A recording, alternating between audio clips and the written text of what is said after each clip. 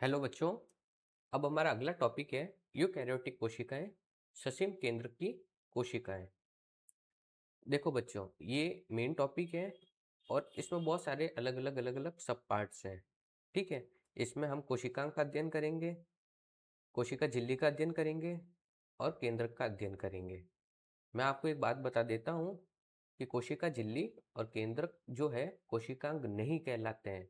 कोशिकांग कौन कौन से कहलाएंगे? एंडोप्लाज्मिक रेटिकुलम कहलाएगी, गोल्जी बॉडी कहलाएगी, माइटोकॉन्ड्रिया कहलाएगा, क्लोरोप्लास्ट कहलाएगा, लेयनकाई कहलाएगा। ये सब के सब कोशिकांग है, लेकिन प्लाज्मा मेम्ब्रेन और केंद्रक न्यूक्लियस हमारा कोशिकांग नहीं है। आई बात समझ में? तो हम स्टार्ट करते हैं।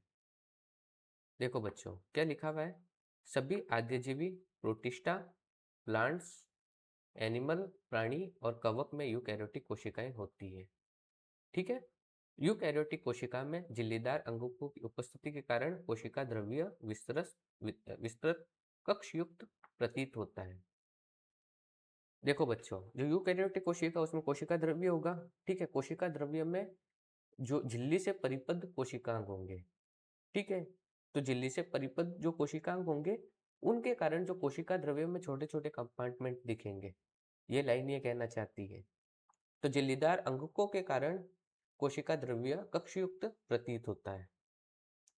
यूकैरियोटिक कोशिका में झिल्ली में केंद्रक आवरण युक्त व्यवस्थित केंद्रक मिलता है। ये बात हमने पहले भी की थी। इसके आधार पे तो हमने डिफाइन किया था यूकैरियोटिक कोशिका और प्रोकैरियोटिक कोशिका को। यूकैरियोटिक कोशिका उसको बोलते हैं जिसमें झिल्ली में केंद्रक मिलता है, और प्रोकैरियोटिक कोशिका उसमें बोलते हैं जिसमें झिल्ली में केंद्रक अनुपस्थित होता है। केंद्रक तो उपस्थित होता है लेकिन झिल्ली नहीं होती है। आई बात समझ में? नग्न केंद्रक होता है। इसके अतिरिक्त यूकैरियोटिक कोशिका में विभिन्न प्रकार की जटिल गतिकीय और कोशिकीय कंकाल जैसी संरचना मिलती है। ठीक है, साइटोस्केलेटन मिलता है जो कि उसको शेप को बना के रखता है। ठीक है, कहाँ पे मिलता है? यूकैरियोटिक कोशिका में। इनमें किसमें? यूकैरियोटिक कोशिका में आनुवंशिक पदार्थ गुणसूत्रों के रूप में व्यवस्थित होता है।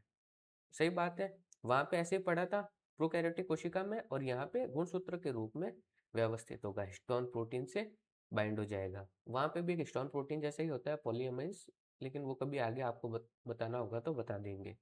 ठीक है, सभी यूकैरियोटिक कोशिका एक जैसी नहीं होती।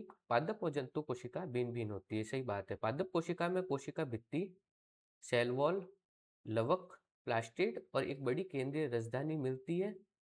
ये केंद्रीय राजधानी सेंट्रल वैक्यूल ये प्लांट सेल का पादप कोशिका का 90% पार्ट ऑक्यूपाई कर देती है। ठीक है, इतनी बड़ी होती है। जबकि प्राणी कोशिका में ये अनुपस्थित होती है। अगर मैं एक बात करूं तो पादप कोशिका में लाइसोसोम भी अनुपस्थित होता है। बहुत कम प्लांट्स होते हैं, बहुत ही कम प्लांट्स जिसमें लाइसोसोम मिलता है। बाकी पादप कोशिका में लाइसोसोम भी एब्सेंट रहता है। प्राणी कोशिकाओं में ये अनुपस्थित रहती है। दूसरी तरफ प्राणी कोशिकाओं में तारकाय मिलता है जो कि पादप कोशिका में लगभग अनुपस्थित होता है। तो पादप कोशिका में कौन कौन अनुपस्थित है? एक तो हमारा तारकाय और दूसरा हमारा लाइसोसोम। ये दोनों के दोनों प्लांट सेल में अनुपस्थित रहते हैं। आगे बात समझ में? अब प्रत्येक कोशिकीय अंग की संरचना और कार्यविधि का अध्ययन आगे करेंगे। पूरा का पूरा पैराग्राफ आ गया समझ में बच्चों? तो पादप कोशिका में कोशिका भित्ति मिलेगी, लवक मिलेगा, केंद्रीय राजधानी मिलेगी। प्राणी कोशिका में यह अनुपस्थित होगी। प्राणी कोशिका में क्या मिलेगा? तारकाय मिलेगा जो पादप में अनुपस्थित होगा। यस या नो? देखो बच्चों, ये है पादप कोशिका प्लांट सेल, ये है एनिमल सेल प्राणी कोशिका। तो सबसे पहले अपने तीन क्या बोला था? पादप कोशिका में क्या क्या उपस्थित रहता है? एक तो राजधानी, ठीक है, एक कोशिका भित्ति और एक लवक, प्लास्टिड, हरित लवक, क्लोरोप्लास्ट। ठीक है, अब उसके अलावा बाकी ये केंद्रक, ये केंद्रिका, ये केंद्रक झिल्ली, ये गोल्जी बॉडी। अच्छा, ये गोल्जी उपकरण है, गोल्जी बॉडी, गोल्जी उपकरण, केंद्रक उपकरण ने। ये अंतर्प्रद्रवी जालिका, ये खुरदरी अंतर्प्रद्रवी जालिका। खुरदरी इसलिए बोलते हैं क्योंकि इसके ऊपर राइबोसोम लगे होते हैं। चिकनी इसलिए बोलते हैं कि वहां पे राइबोसोम अनुपस्थित होते हैं। इसीलिए जो अंतर्प्रद्रवी जालिका टू टाइप की होती है, जहाँ पे राइबोसोम अनुपस्थित होंगे वो तो चिकनी, वहां जहाँ पे राइबोसोम उपस्थित होंगे वो खुरदरी। बेसिकली ये प्रोटीन संश्लेषण करता है, ये लिपिड का संश्लेषण करेगा। ये प्लाज्मोडेस्माटा, बीच बीच में छेद, ताकि इधर उधर जो है पदार्थ आ जा सके। ये सूक्ष्म नलिकाएं, माइक्रोट्यूब्यूल्स, ये एक्टिन तंतु छोटे छोटे, ये मध्यवर्ती तंतु, इंटरमीडिएट फिलामेंट, ये पेरोक्सिसोम। पेरोक्सिसोम का बहुत अच्छा काम है, वो मैं आपको आगे बता दूंगा, नीट में आता भी है क्वेश्चन।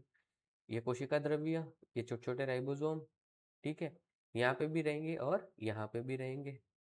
ये सूत्रकणिका, माइटोकॉन्ड्रिया, ये कोशिका झिल्ली।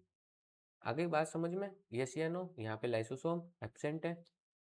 एनिमल सेल, ये सबसे बाहर वाली जो है, सबसे बाहर वाली ये जीव द्रव्य झिल्ली, कोशिका झिल्ली। यहाँ पे तारक का प्रेजेंट है, यहाँ पे एब्सेंट है। यहाँ पे लाइसोसोम प्रेजेंट है, यहाँ पे एब्सेंट है। छोटे छोटे राइबोसोम, सूत्रकणिका, ये माइटोकॉन्ड्रिया, ये खुरदरी अंतर्प्रद्रवी जालिका, ठीक है, ये वाली चिकनी अंतर्प्रद्रवी जालिका, या इन्होंने इसको आइडेंटिफाई किया है, ठीक है। ये केंद्रक आवरण, केंद्रक के अंदर केंद्रिका, ये वाला केंद्रक, ठीक, और ये कोशिका द्रव्य, ये वाला है जो गोल्जी उपकरण, और ये सूक्ष्मांकुर माइक्रोविलाई। आगे बात समझ में, और ये छोटे छोटे जो है पॉइंट्स, ये पेरोक्सिसोम।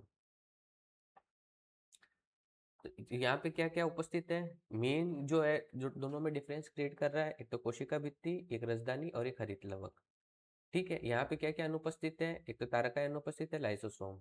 यहाँ पे क्या क्या अनुपस्थित है? हरित लवक अनुपस्थित है, बोलो। कोशिका भित्ति अनुपस्थित है, और जो है हमारा क्या कहते हैं, ये वैक्यूल है। वैक्यूल यहाँ पे प्रेजेंट रहती है, लेकिन बहुत ही छोटी प्रेजेंट रहती है। आगे बात समझ में, और यहाँ पे लेन का प्रेजेंट है, और यहाँ पे एक और चीज क्या प्रेजेंट है?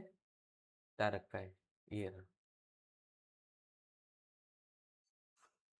आगे बात समझ में, ठीक है। अब ये कोशिका झिल्ली वाला पार्ट है, ये हम अगले वाले लेक्चर में करेंगे, अगले पार्ट में करेंगे, ठीक है बच्चों।